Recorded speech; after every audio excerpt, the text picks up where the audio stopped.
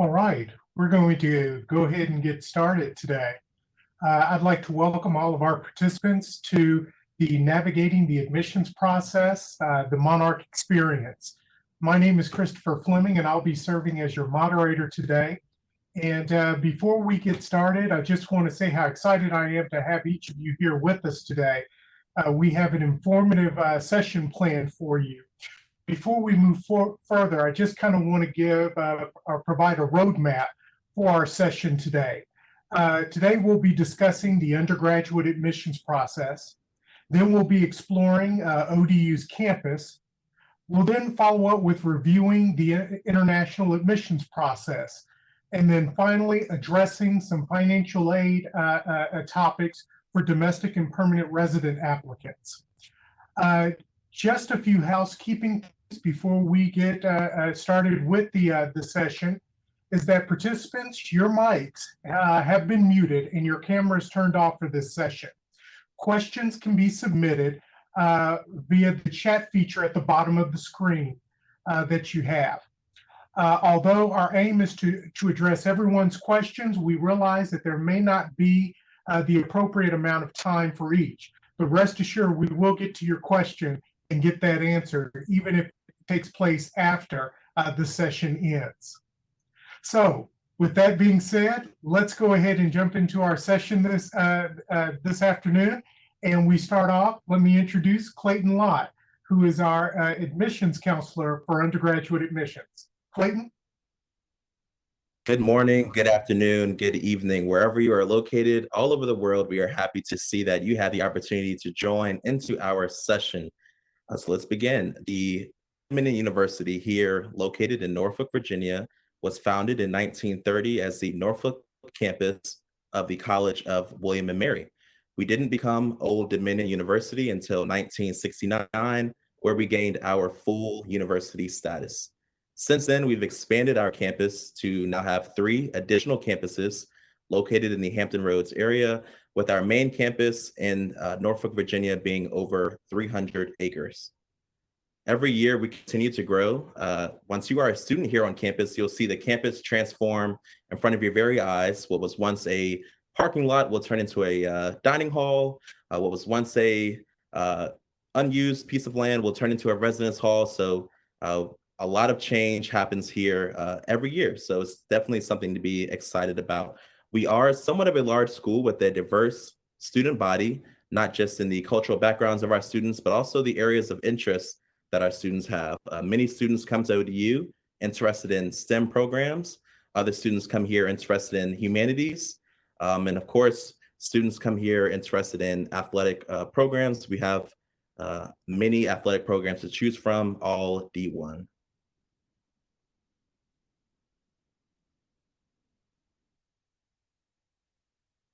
Old Dominion University, we are located in Norfolk, Virginia, which is the 2nd largest city in Virginia. We are with top 15 most charming cities within the Southeast. And we're also within the top 25 cities where millennials are moving to.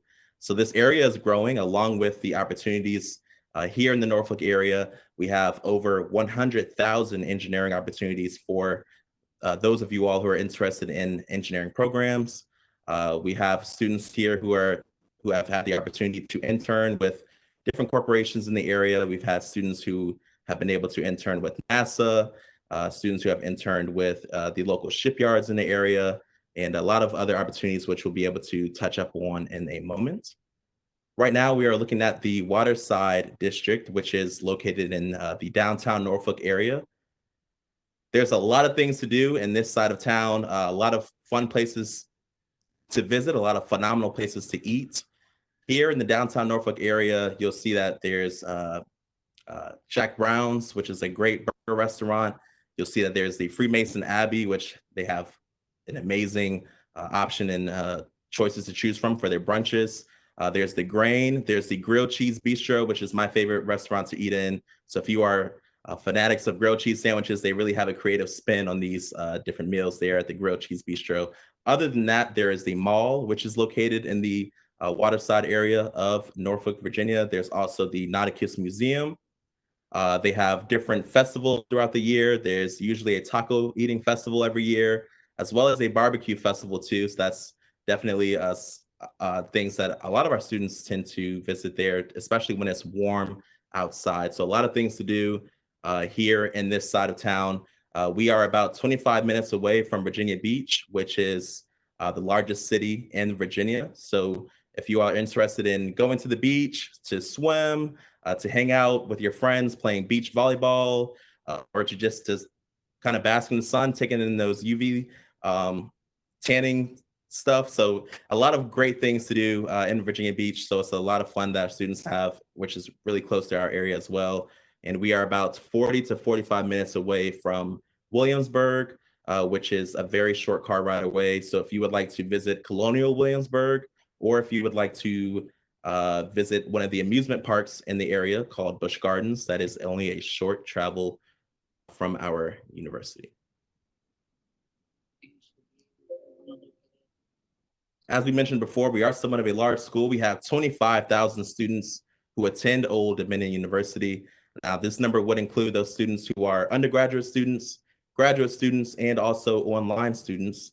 To really give you a perspective on the amount of students that we have on our campus on a day-to-day basis, we have about 5,000 students who live immediately on our campus, and approximately another 6,000 students who either live off of campus, but they're able to walk to the campus to either hang out with their friends, go to visit the library, or to, of course, go to their classes, and also those students who commute to the campus. So those students who live in the local area and who drive to the campus to, of course, go to the different courses and meet up with their friends, and as well as just going to different club organization meetings on our campus. So on the day-to-day basis, you may see around 12,000 students on our campus.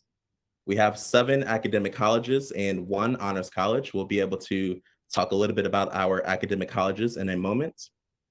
We have 33 Chev award-winning faculty members here at ODU. Now, this award is given out by the State Council of Higher Education. They only give out about 8 awards every year to different professors in different universities in the state, community colleges in the state, as well as other colleges too. So this is a very prestigious award, and we have 33 Chev award-winning faculty members here on our campus, and we are second behind William & Mary in our Chev Award recipients being on our campus. So this really goes to show you that our professors, they go above and beyond for our students. You will have a lot of support from your professors and faculty members by being a Monarch at our school. To go along with that, we have a 17-to-1 student to faculty ratio, and we have 98 degree programs. So these programs really range. You have a lot of options to choose from. Like I mentioned before, we have students who attend ODU for different STEM programs, humanities, students who are interested in the health sciences. So a lot of ways to get active in learning about the program that you really are excited about.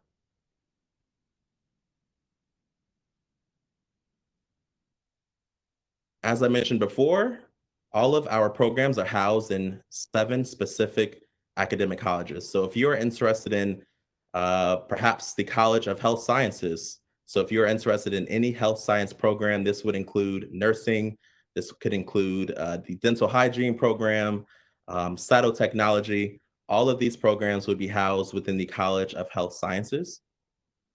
Now, if you're interested in these different programs within the Health Science School of Health Science, you would need to apply separately, typically after your second year as a Monarch. So within your second year, you'll get the opportunity to apply to these different programs. For example, the School of Nursing, your freshman and sophomore year, you would be considered an intended nursing student.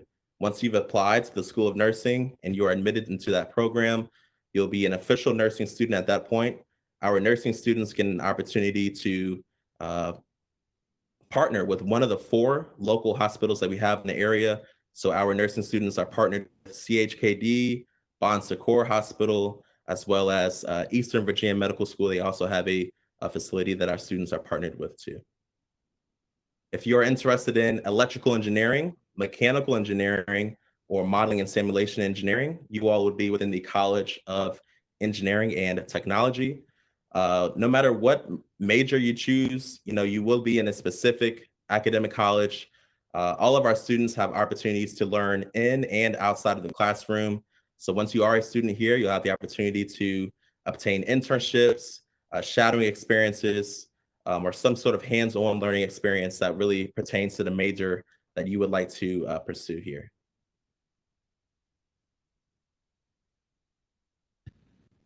So what are the steps that you need to take to be a Monarch? The first thing you would need to do is, of course, you would need to apply online. You can apply through our website, odu.edu/apply, or you can apply through the Common App. The deadlines are listed. If you are interested in applying as an early action applicant, that deadline will be December 1st. If you are looking to apply with regular decision, that deadline would be February 1st. There are a few items that we would need from you, the application fee, as well as your official high school transcripts.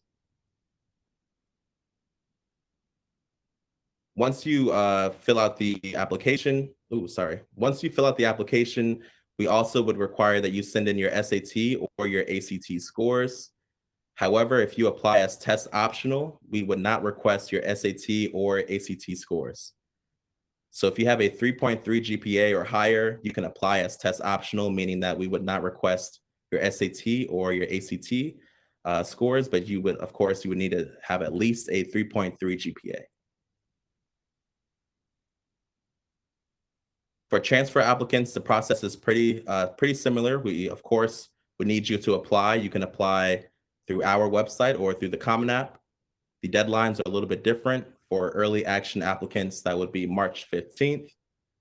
For regular decision, that would be June 1st. The items we would need from you would include the application fee, but also your official college transcripts.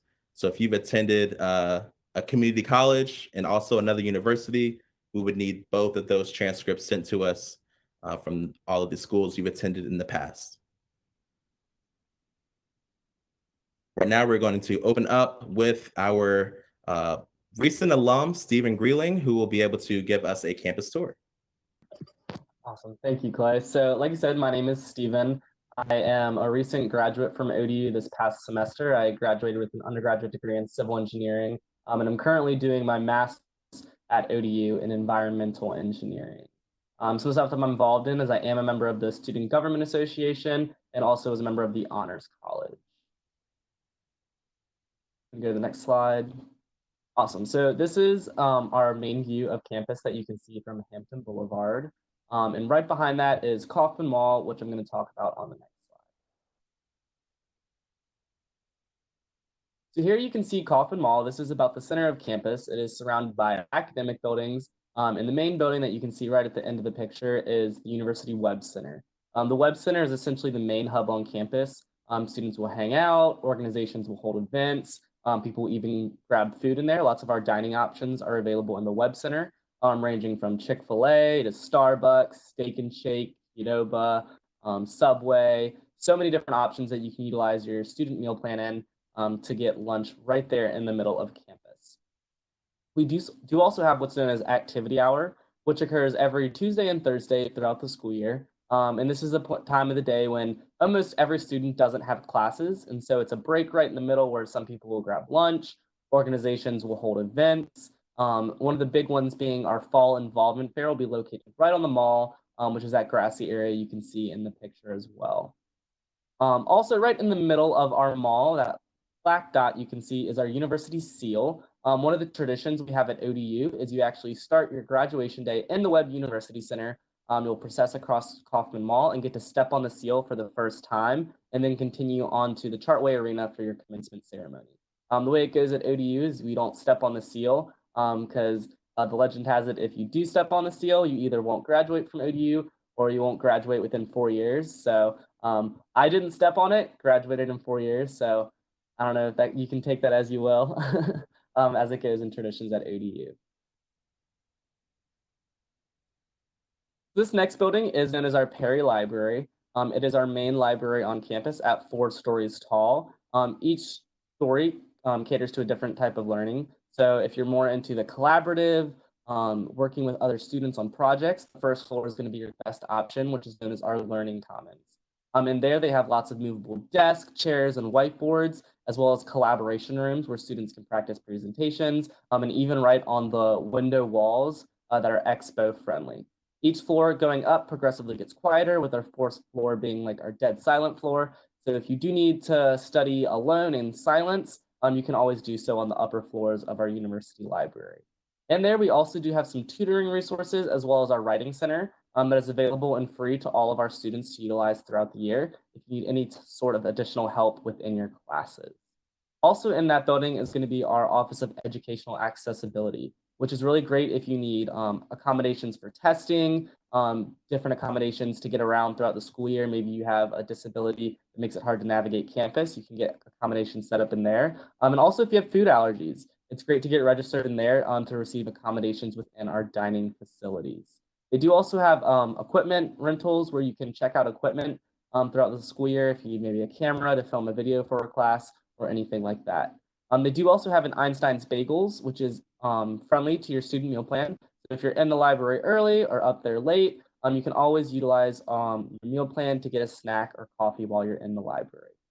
This building is open 24/5, which means it's open 24 hours a day during the school year to allow you to study whenever you would like throughout the main days of the week. So right here is our quad. This is home to a lot of our residence halls, as well as our student recreation center, which you can see straight ahead. So on our campus, we have tons of residence halls that have different perks for living in them. So some of our residence halls have dining facilities located on the first floor, such as Rogers and Whitehurst. Whitehurst is located right on the Elizabeth River, so if you want a really great view, we also have an area called Whitehurst Beach, where they have sand volleyball courts, picnic tables, and a challenge course. So if you like outdoor life, that might be the best option for you. Right here on the quad for our incoming freshmen, we have Scotland, England, and France, which are all very close to our student recreation center. So if the gym is something really important to you, these may be some of the best residence halls for you to check out when looking at options to live on campus. Throughout campus, we do offer doubles and suite style living. So if you live in a double, it'll be you and one other roommate. Or if you live in a suite style, you'll each have your own individual room and you'll share a common living space, as well as 4 people to a suite and then 2 restrooms per suite. Here at ODU, we do not have any floor restrooms. So all the restrooms are actually located within the individual room. So if you live in a double, you'll share your restroom with one other individual. Some of our legacy halls are set up Jack and Jack or Jill and Jill style. So it'll be a double with a bathroom connecting to another double. And in that case, you would share your bathroom with 3 other students. That's the most you would share your restroom with here on campus. All of our buildings do have AC and heating throughout the year, which makes it really great as well. When selecting roommates, there's lots of different options. You can go completely random, or you can utilize our roommate selection portal, which we kind of call like our eHarmony of roommate finding. So you go and fill out a questionnaire, and it'll give you other students that answered the survey questionnaire similar to find students that have similar interests or living styles as you for potential roommates. Also in our residence halls, we have study spaces on each floor, as well as common spaces for students to hang out, watch movies. The residence assistants that live in the buildings can also put on events in those areas. Also, our laundry facilities are located in the same building as well, so you don't need to leave the building to do your laundry. Right here is our education building. This is where you'll have some of your main classes throughout the school year. Being an engineering student, you may not have a ton of classes in here, but you may have your like English composition or some other gen ed level classes. Like mentioned earlier by Clay, our student to faculty ratio is 17:1, which means for every 17 students, there's 1 faculty member to assist with your education. And I can speak to that even your freshman year, they may be a little bit larger than 17, but by the time I got to my junior and senior level classes, some of the class sizes got down to as small as 10 students per class. So it's a very small classroom environment, even though we have a big campus feel. The professors knew me on a first name basis, and they were genuinely interested in my education. One of them I started doing research under my senior year. Others I've talked about internships or even just what I like doing for fun outside of the classroom. So they're genuinely interested in not only your success within the classroom, but also what you do outside of the classroom. Awesome. So that concludes our campus tour. Again, if you have any questions, or would like more information, some of the contact information for their undergraduate admissions office is on the screen. So you can always shoot us an email, check out our social medias, or give us a call. And we'd be happy to tell you a little bit more about campus or get you connected with any resources you need.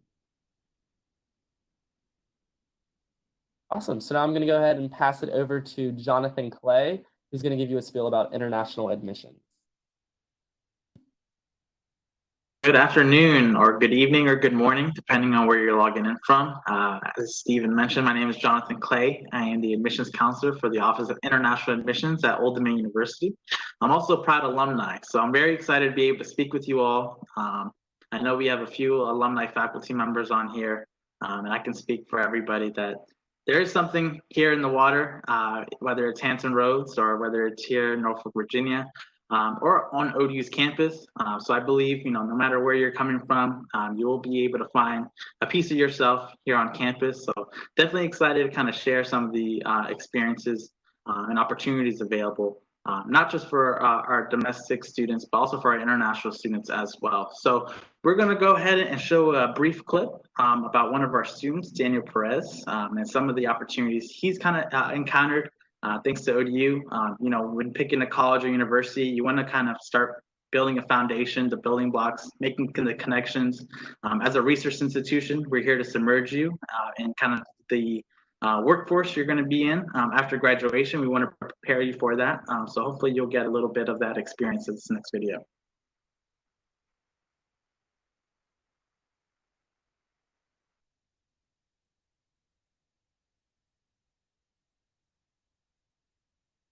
My name is Daniel Perez, and I'm doing a PhD in modeling and simulation in Old Dominion University.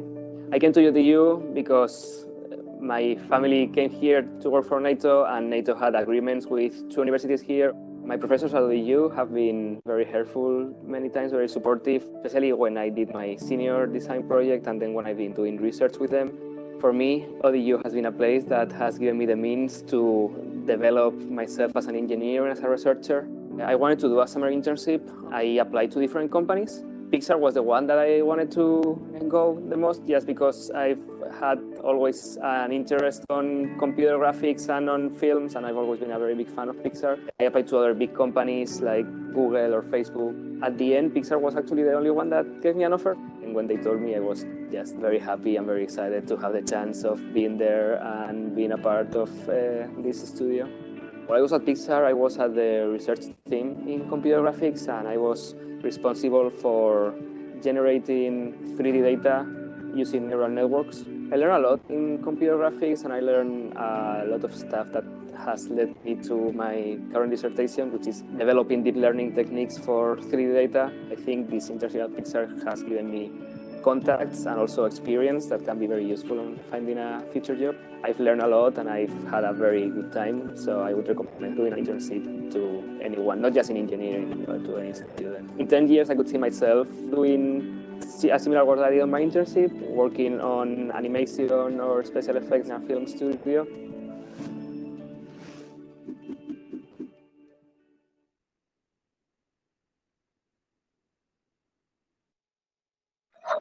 Awesome. So in the video, Daniel also mentioned an opportunity with Google, which unfortunately he did not receive as an internship last summer. However, this summer, he's actually completing his internship with Google. So, try again, and he persevered. So not only does he have an internship with Pixar under his belt, but by the end of the summer, he'll also have one with Google.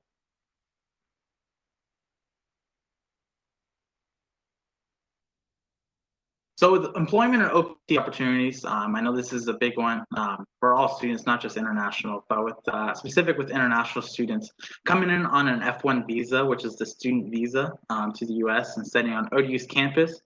There is on-campus employment, and it is allowed for up to 20 hours per week. Just kind of an FYI for your information.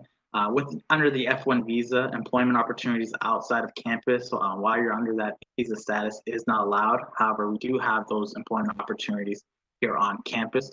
We'll also talk a little bit about assistantships for our graduate students, et cetera, in just a little bit. Also with internships, such as the ones Daniel has experienced, We do have eligibility after completing one academic year at ODU. Of course, you will need written permission for that. So just, of course, making a timeline and keeping in contact with the visa office, your professors, just kind of make sure you're kind of jumping through the right hoops and kind of planning that out when that eligibility comes up. It will be key. Of course, OPT or optional practical training. This is employment opportunities after you've completed your degree. You are eligible for up to a year or even up to 3 years, depending on your majors. So for engineering and our sciences and STEM related majors, you'll be eligible possible for that extension for 3 years of OPT after graduation. Of course, a workshop will be required, such as an application and fee will be with that as well. So of course, making that timeline, making those connections ahead of time, getting in contact with the visa officers, and kind of telling them what their plan is, so we'll be able to better assist you when that time comes. As I mentioned, we do have scholarship and assistantship opportunities. For the scholarship opportunities, we do offer a merit-based scholarships for our international students as well. So with the international student merit-based scholarships, it does range between $5,000 to $14,000. That is an annual scholarship. So that is able to be renewed for up to 4 years in your undergraduate career. Of course, you can see some of our eligibility and terms, such as application timeline, GPA. Of course, GPA is different all around the world. We will be able to do that conversion for you when you apply. So of course, don't let that stop you from pursuing the possible merit-based scholarships. There are some supplemental materials for these scholarships, such as the one-page essay. And of course, TOEFL and SAT are optional. So if you are submitting an IELTS score, but you want to be eligible for that scholarship, to boost your chances, I do highly recommend submitting a TOEFL and or an SAT score. For graduate students, of course, we do have assistantships. So if you are looking to later pursue a graduate degree, these assistantships are full-time graduate assistantships that will be able to aid you in financially for college tuition. The categories do range, such as an administrative assistant or GAA, research assistant, GRA, or teaching assistant, GTA, depending on your program or what is available in your program or by your professors, may be what you may be eligible for. Of course, this is done by the program. So if you are interested, of course, building a rapport with the graduate program directors, your professors, will be key in these opportunities after going into as a graduate student. So before I show this next video, of course, one thing I always encourage for all our students, specifically our international students, of course, is, again, finding that little piece of you at ODU, which means kind of submerging yourself in ODU's campus, the ODU environment, the Monarch mentality. I say there's no better place for international students than OIR, Office of Intercultural Relations. They have the Global Monarch program. Plenty of other support systems for our international students to not just submerge them with other international students, but also domestic students alike, making friends, getting involved on campus, kind of finding their niche here on ODU's campus. So this is a little bit about OIR and how they are able to welcome international students, and also some of the advice that their current students for others.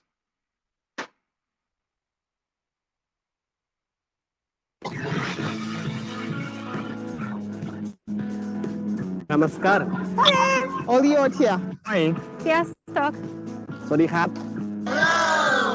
Greetings. On behalf of the Office of Intercultural Relations, we welcome you to the Monarch family, where all cultures are valued, celebrated, and respected. The purpose of international initiatives is to welcome, orient, assist, and enhance sense of belonging, engagement, and success of international students on campus, and to incorporate global experiences in the classroom and beyond. Together with the international student community, there is a variety of programs that connect international students with domestic students and the university community. Impressive. Special. Passion. Love. Life-changing. Welcome to the Web University Center. Here is where you will find other monarchs gathering to socialize and engage with each other. Don't forget to visit us at the Office of Intercultural Relations, Located on the second floor of Web Center. Support the global community. Be open to new experiences. Look for leadership opportunities. Interact with others. Don't be shy. Make the most of your time here.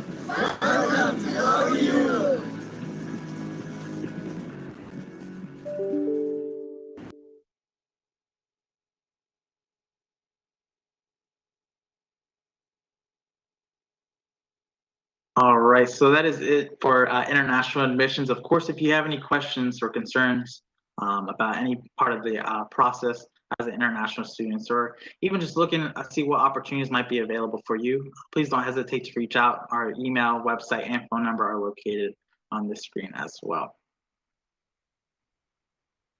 All right, so moving on to financial aid. So we're excited to introduce Latrice. She'll be here to be able to give you some insight on that.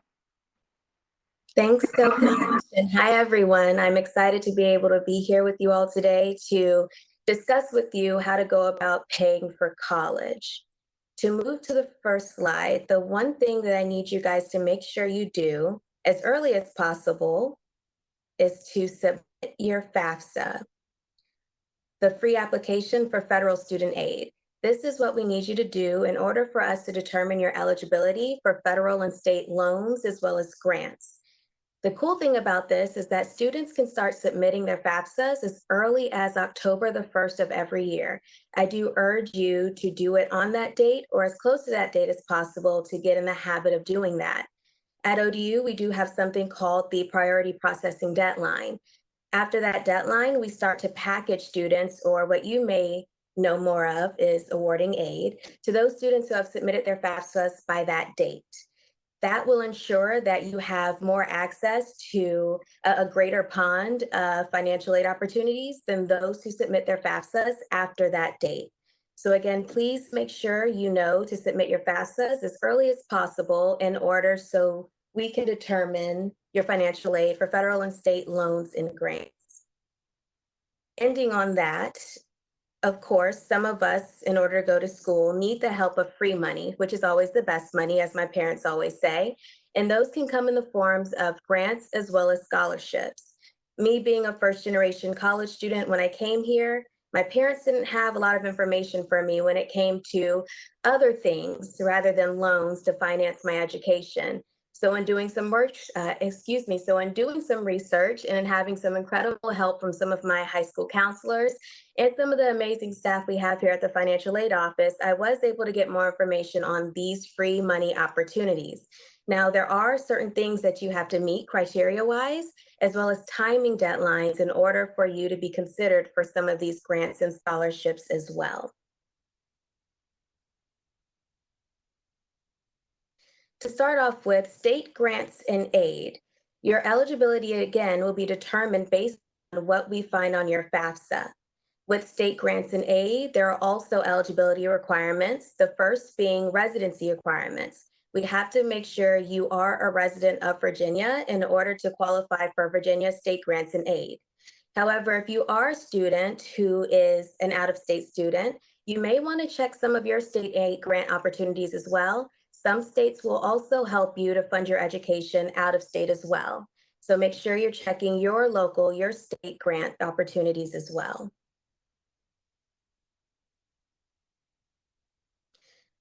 On the screen now is a list of common federal aid programs. Again, your eligibility can be determined based on your FAFSA.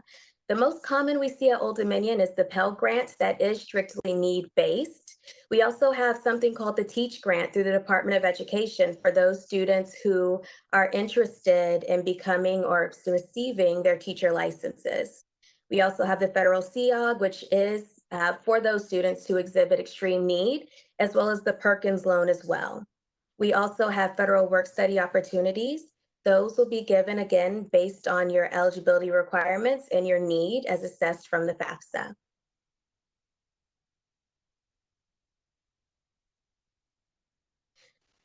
On the screen now are some common state grants, others that weren't included on the first screen that we see at Old Dominion. the Commonwealth Grant and the VGAP. These are two grants that you cannot get together. You can get one or the other. As you can see on the screen, you have to be a Virginia resident, a United States citizen, and for some of them, you have to meet a certain GPA. As you can see for the VGAP, we're looking for high schoolers with at least a 2.5. And in order for you to renew that, you would have to at least make a 2.0 your first year. With the Commonwealth Grant, we're looking at you not exceeding 150 credit hours once you get here. And we need to make sure that with both of these grants, that you're also meeting student academic progress. We'll also hit on that a little later in the presentation. My favorite slide, your private scholarship sources. I can't tell you all how many times I hear from students and parents about how students cannot find any scholarships that they're eligible for, or how they're so hard to find. Each year, I task myself with going to Google or any preferred search browser of your choice and typing in conventional as well as unconventional scholarships. Just use either of those two words and a slew of web pages will pop up with credible scholarship sources listed. We do have those that are based solely on your merits, meaning the GPA that you have and maybe your involvement in sports. Those would be more on the merit side, your conventional scholarships. However, there are scholarships out there called unconventional scholarships for those of you who may not have the best GPA, or maybe you've already exhausted your conventional scholarship sources. You're looking for more ways to find free money. One of my most favorite ones, or most interesting I saw about 3 years ago, is one called the Klingon Scholarship. I don't know if any of you have watched Star Trek before, but the best implementation, the most creative of the Klingon language can win a $5,000 scholarship for the year. It can be a short video, it can be a conversation between you and a friend, it can be your own manuscript you've created. No matter what, the most creative can win $5,000. That excites me, even if I have to watch Star Trek for a day, to be honest. In order to get a creative way to showcase that language, I would do so, because again, free money is the best money. You also have those where you just have to be associated with a certain club or organization or business.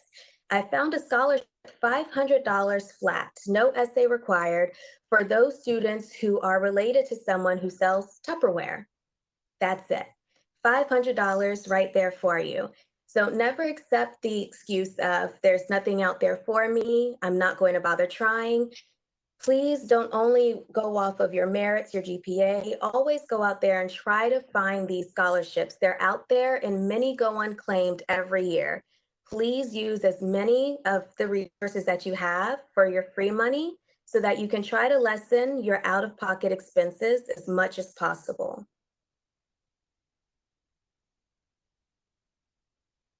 Old Dominion also offers several institutional scholarships. For our freshmen, you're automatically put into an eligibility pool upon being admitted. And if you are chosen for one of those, we send that information out to you in your admitted students packets, but they'll also be available for you to view on your account once you get here. Once you hit your sophomore year and after that, you would actually submit an application to ask for your eligibility to be determined for these institutional scholarships. Simply go to our website and type in institutional scholarships, and a web page full of the scholarships Old Dominion offered will be listed there.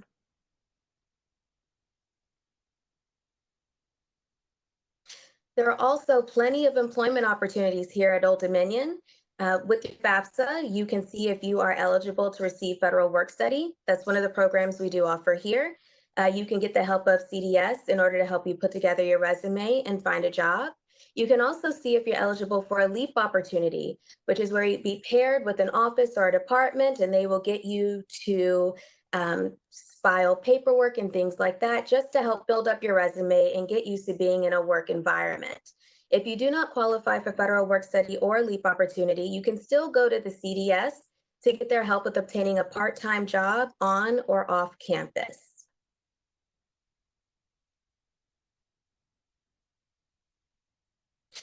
Moving on to the loan section. As everyone probably knows, the Department of Education is the biggest source of financial aid, most for the reason of their interest rates being so much lower than those in the private sector. Again, in order to have your eligibility determined for federal student aid, you have to submit the FAFSA. I know I've said it a lot of times since the very beginning, but it is that important. Please make sure you submit your FAFSA.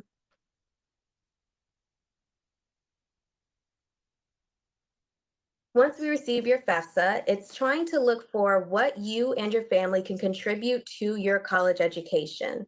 It'll look at the income of your parent as well as yourself, put it together in order to figure out your financial need. So as you'll see on the next screen, we will take your EFC. We will subtract that from your assets and things like that in order to determine what you need to help you go to school. So again, we're looking at your income, all of your assets that you have, including your parents, family size. I get a lot of questions about why family size is important. If you have a family the size of, let's say, the Duggars, you need more help than most. If you have 6 kids as compared to 2, we're also looking at the age of your oldest parent. The reason being, they could have additional sources of income that we need to determine your eligibility or your financial need. And then lastly, of course, the number of family members in college. The more family members you have in college, the more need you would exhibit. And again, as you see on the screen, we look at your cost of attendance for that school or for Old Dominion. We take from that your EFC, and that's how we determine your financial need and your eligibility for federal and state loans and grants. There are 2 different types of loans that students can receive, the subsidized loan as well as the unsubsidized loan. They have 2 distinct differences. Subsidized loan is need-based, but interest does not start to accrue until you graduate from school. And during that repayment period of 6 months, you'll also not see any sort of interest tagged on. Whereas the unsubsidized loan, it is not need-based, so even someone with a high EFC can also qualify for this type of loan. Interest does start to accrue the moment that it is dispersed to your student account.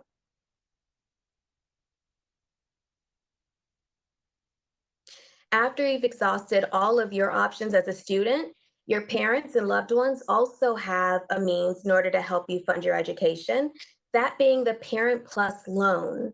The parent or your guardian would actually apply and do a credit check to see if they're eligible, and it will be awarded to you based on how much more need you have after your loans, grants, and your scholarships. That is all done on studentaid.gov. And if you do have any more questions about that, feel free to reach out to our financial aid office, and we'll be more than happy to discuss that further with you. Just remember, when it comes to loans, every loan must pay back. So please make sure you exhaust all of your free money opportunities, the state and federal loans and grants that you have at first, and then you will go on to your subsidized and your unsubsidized loans. Apply for as many scholarships as possible. You can do so even after the school year starts. Please keep on trying to obtain at least one. It will greatly reduce the amount of out-of-pocket expenses that you do have.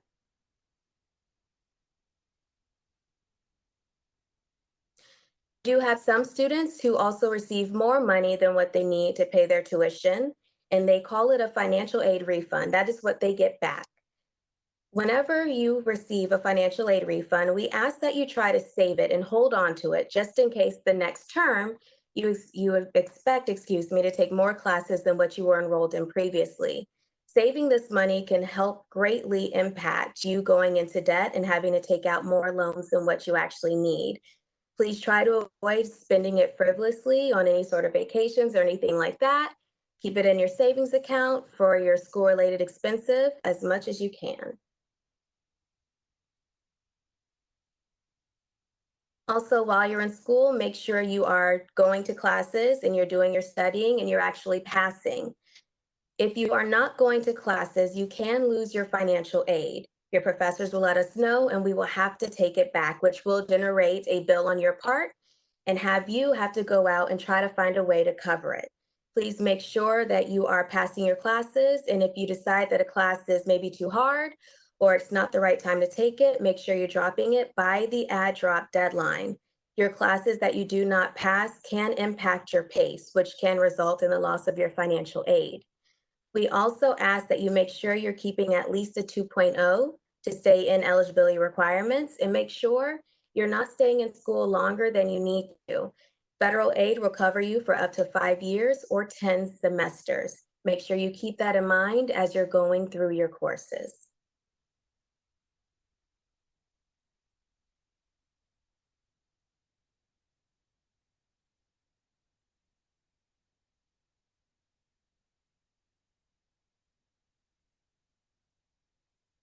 And I thought I would have more to say to you guys, but apparently I don't. I thank you again for joining me today as far as going over paying for tuition. Feel free to reach out to us if you have any further questions. So I'd like to take this opportunity to thank Jonathan, to thank Clayton, Stephen, and Latrice for providing us the informative information that they've been sharing with us. There have been a couple of questions to come in, and so I want to give space for responses. And so I will turn this question over to both Jonathan and Clayton. A question was asked, if I am taking AP classes or IB classes or dual enrollment classes, how will that impact my eligibility to be considered test optional? Do I still need to submit a SAT or ACT? Yes, so with AP and dual enrollment courses, they can only help you. Of course, you do get that GPA boost, and we do look at that weighted GPA as well. So taking those courses can help you with that GPA boost, with scholarship eligibility, et cetera. And it can also help you just knocking off courses to lower the cost of tuition. So if you're taking these AP and dual enrollment courses that may be applicable to your program, they can possibly be waived. Also, if they're not directly related to your program, they can come in as extra courses to kind of diminish some courses that you might take on later as general elective courses.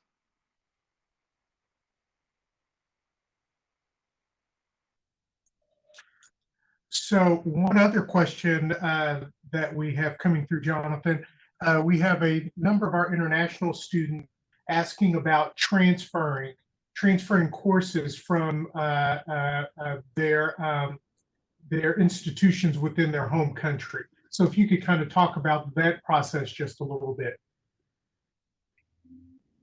Definitely. So with transferring courses, we do welcome transfer students. So if you are looking to transfer from another college or university, whether it's in the US or your home country, we will be able to possibly accept those depending on your program and depending on the courses that you've taken. So you'll be submitting the syllabi for the courses that you've taken. We'll be able to evaluate those courses and see how they may be able to transfer to ODU in your program of interest.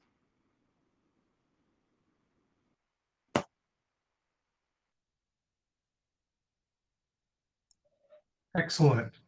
Another question that has just come up, and if I may, I'll pitch this to Stephen. How does one get involved once they come to campus? What opportunities are there out there? Of course. So yeah, we have about 300 plus student organizations, and they range from clubs that are hobby-based, like maybe chess or baking, to intramural sports, to academic ones that are based on your major, and you can find internship opportunities and things like that. So really, there's tons of opportunities for anything you could possibly think of student organization-based. And how to get involved during the first week on campus for both spring, and fall semester, we have what's known as an involvement fair, where all of our student organizations will be set up. You can go around, meet members of the organization, get more information about how to join in ways like that. But you can also always use our Monarch Group's website, which you'll be given access to once you're an accepted student. You can go on there and browse all the different organizations we have. You can search them by categories, like maybe religious organization, service-based, honorary societies, whatever you may be looking for, Greek life. And you can find more information about them there as well. But it's really easy to get involved, and we really encourage students within your first semester to at least join one. student organization, intramural team, or something just to kind of round out your school experience. For me personally, it made it more enjoyable. I found friends, but also was a great stress relief in between hectic class schedule. Stephen, a follow-up question to that. Can I start my own organization? Yes, definitely. So if somehow in those 300 plus student organizations, you don't find one that's for you, you can always go to our Leadership for Student Involvement office. And all you need is get a petition, have a couple of students sign it, bring it back to that office, fill out the startup paperwork. They'll connect you with an advisor, and you can very well start your own club on campus. I've actually, some of my friends have even started their own clubs. It's a really simple process, and within your first semester, your organization can even receive up to $500 in funding to get you started. Excellent. There's also a question here about selecting a major and the resources available on campus to assist students in doing that if they're unclear on what they want to major in. If a student is unclear really on the program that they would like to pursue for those 4 years being on campus, I would advise that they visit the Center for Major Exploration. This is a center for students to meet up with a success advisor who will really help you decide which program is the best for you. This is a place to go to if you're on the fence between two different programs you're very passionate about, or if you really just have no clue which program is going to be the best for you. What they're going to do is you're going to be able to take different classes in multiple content areas. So let's say if you're on the fence between psychology and political science, you'll have the opportunity to take classes in both of those content areas, all while completing your gen ed requirements. So if you are on the fence between two different programs, or if you don't know where to begin, I would advise that you visit the Center for Major Exploration. There's a follow-up question here on the FAFSA, and when is it available for students to complete? October the 1st of each year. So that's October the 1st of their senior year that it would be available for them to complete. Awesome. Correct. All right, and our final question, I do believe, is centered around undergraduate research. Do undergraduate students have the opportunity to do any type of research? Yeah, so I can talk a little bit on that. I actually did start conducting undergraduate research in my senior year. And since ODU is a research institution, lots of opportunities. Even though maybe your first time, especially as an undergrad, it might be like voluntary or unpaid. There are paid opportunities as well. But I actually started within a lab in the engineering department under a professor doing flow analysis on a local water body in the area. And so we made site visits, collected data, and then brought it back to the lab and analyzed it. So it's personally what I did, but we do have research opportunities for the wide variety of all of our colleges. Some of my friends have started as soon as their freshman year. If you're really eager to get into a research lab and you're a dedicated student, a lot of times they'll find something for you to help and get started, and that will set you up to for better opportunities towards your juniors and senior year. So really, you can get started as soon as you want. The biggest thing is just going to start reaching out to professors that are studying something that you're interested in. So definitely make sure whatever you're researching you're interested in. It'll help you stay engaged and also be able to provide insight towards the professor's research. Thank you, Stephen. Now, I believe that that's all the questions that we have for today. We certainly appreciate you taking the time out to join us for this session, navigating the admissions process and the Monarch experience. And we hope that each and every one of you continue your research on ODU. Check us out on our website, www.odu.edu. Explore what we have to offer. And I know that you'll enjoy the experience. And in making that transition to our university, know that we are here to assist you in any way possible. Again, thank you for your time, and we look forward to working with you in the future. Thank you, panelists. Thank you, everyone.